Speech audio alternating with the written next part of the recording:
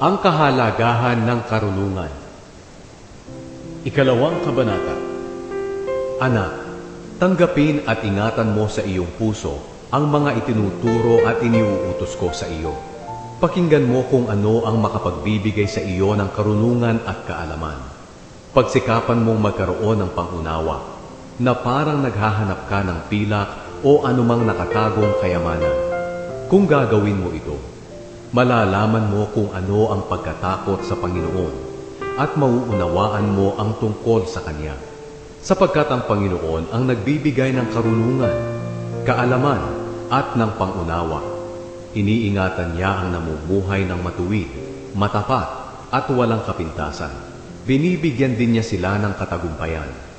Kung makikinig ka sa akin, malalaman mo ang dapat mong gawin, ang tama, matuwid at nararapat, sapagkat lalong lalawak ang iyong karunungan at magbibigay ito sa iyo ng kaligayahan.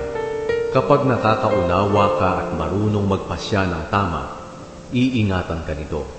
Ilalayo ka ng karunungan sa masamang pag-uugali at sa mga taong nagsasalita ng masama.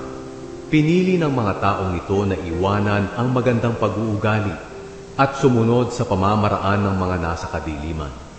Natutuwa sila sa paggawa ng masama at nasisiyahan sa mga kalikuan nito. Masama ang pag-uugali nila at hindi matuwid ang kanilang pamumuhay. Ilalayo ka ng karunungan sa masamang babaeng gustong umakit sa iyo sa pamamagitan ng kanyang matatamis na salita. Iniwan ng ganyang babae ang napangasawa niya noong kanyang kabataan. Kinalimutan niya ang pangako niya sa Diyos nang sila'y ikasal.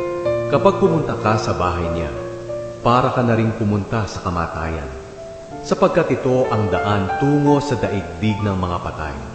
Kung sino man ang pupunta sa kanya, ay hindi na makakauwi. Makakalimutan na niya ang daan patungo sa lugar ng mga buhay.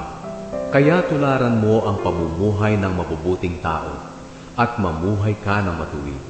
Sapagkat ang taong namumuhay ng matuwid at walang kapintasan ay mabubuhay ng matagal dito sa daigdig.